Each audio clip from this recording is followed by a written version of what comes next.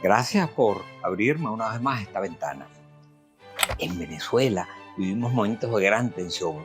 Pareciera que la rueda de la historia comienza a girar y nos insinúa que debemos enfrentarnos a una disyuntiva de gran trascendencia.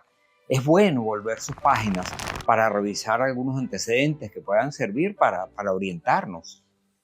Al finalizar la Segunda Guerra Mundial, hacia 1945, mientras los aliados avanzaban desde Normandía hacia Alemania, Stalin había logrado expulsar a los nazis de todos los países de Europa Central y del Este e impuso en ellos gobiernos comunistas, pues su intención era extender el marxismo por todo el mundo. Se produce entonces una ruptura entre los aliados y se desata un nuevo tipo de conflicto que se conoció como la Guerra Fría. Desde Stettin en el Báltico hasta Trieste en el Adriático, ha caído sobre el continente una cortina de hierro, afirmó Churchill. Dos sistemas se enfrentaron entonces por el control del mundo. Por una parte el comunismo, a cuya cabeza se encontraba la Unión Soviética, y por la otra el capitalismo, liderizado por los Estados Unidos. Se trataba de dos sistemas que pugnaban por imponerse en todo el mundo. El capitalismo resaltaba la supremacía del individuo, confiaba en el mercado y en el mecanismo de los precios para orientar la producción de los bienes y servicios que requería la sociedad. Defendía la libertad de expresión, respetaba la propiedad privada, defendía la democracia y la iniciativa del sector privado. Por otro lado, el comunismo, quizás con un lenguaje más humano, propugnaba la supremacía del colectivo sobre el individuo. Rechazaba la propiedad privada y promovía gobiernos poderosos que condujeron a la creación de estados policiales. A través de una planificación centralizada, esos gobiernos decidían qué bienes había que producir y a qué precios había que venderlos.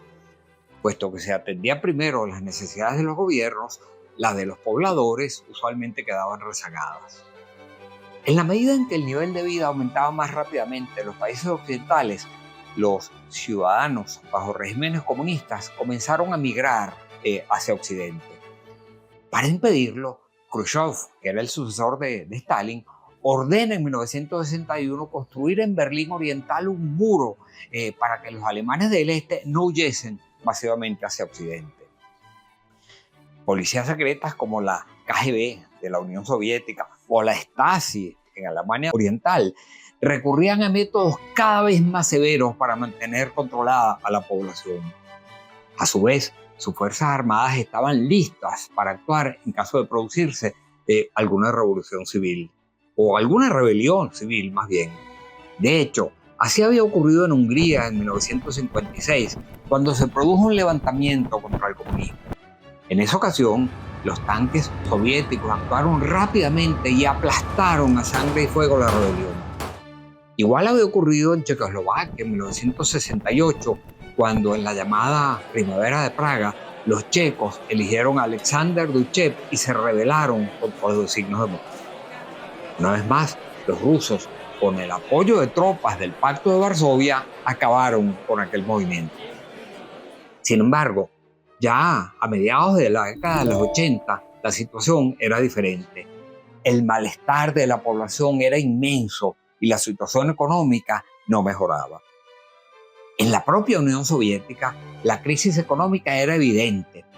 Mikhail Gorbachev, su presidente, intentaba introducir reformas como la perestroika y el glasnost para tratar de reflotar la economía de su debilitada nación.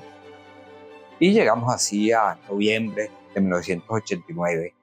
La crisis económica estaba afectando profundamente a todos los países de la órbita soviética. El malestar en Berlín del Este, bajo control comunista, había llegado a extremos.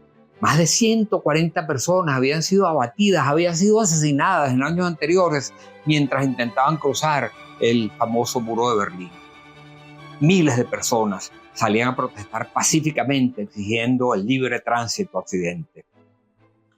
Finalmente, el 9 de noviembre de 1989, un funcionario declaró que se permitiría el paso por ese muro.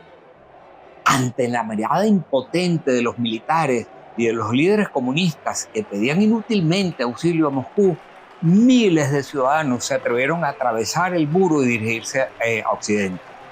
Y sin que nadie se atreviese a disparar contra ellos, los berlineses procedieron a derribar el infame muro que había dividido su ciudad, lo que condujo finalmente a la caída del comunismo y a la reunificación de Alemania. En 1989 le tocó esta vez el turno a Checoslovaquia. El régimen comunista cayó en noviembre de ese año durante la llamada Revolución de Terciopelo. Tras su liberación, Václav Havel, escritor y dramaturgo que había sido un preso político del régimen comunista, fue elegido presidente.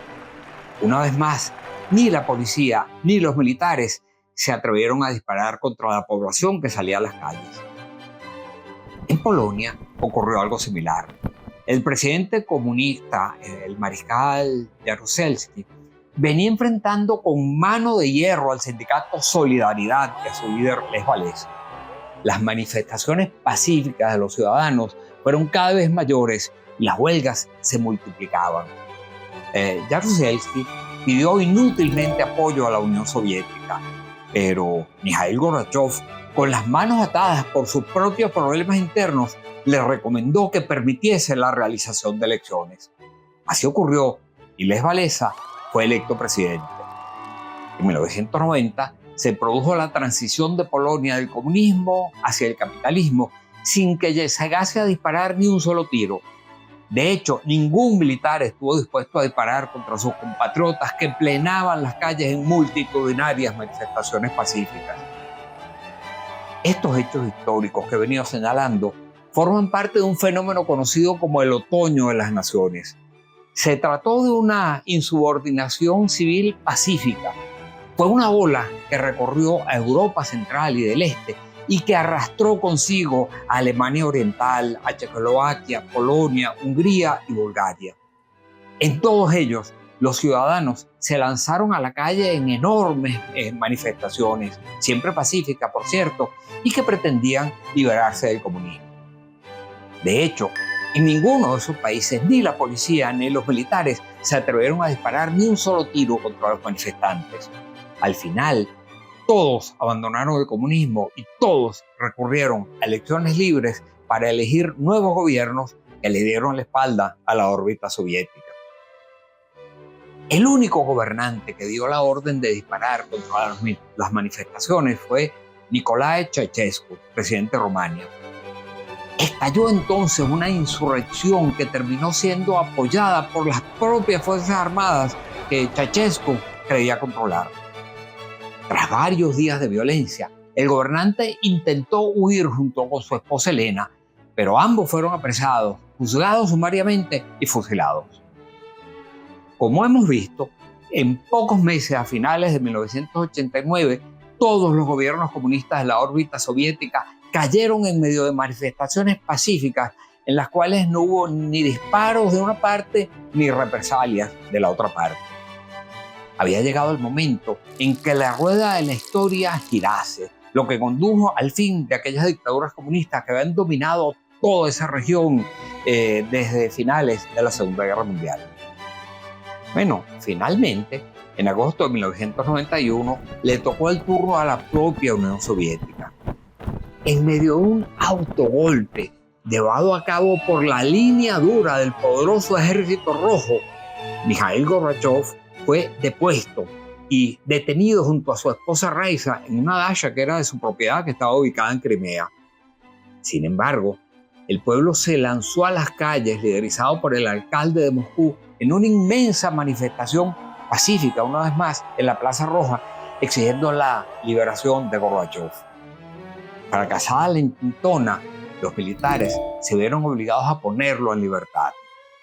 Se llevaron a cabo entonces elecciones libres, en las cuales resultó electo por Yeltsin. Cayó así, sin que se disparase un solo tiro, la segunda potencia militar del mundo que abandonó el comunismo. Tampoco llevó represalias. Al final, la propia Unión Soviética se desintegró en 15 países diferentes.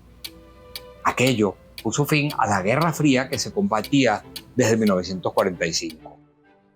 Lo demás es historia. Cuando están dadas las condiciones, la rueda de esa historia comienza a girar y nadie logra detenerle.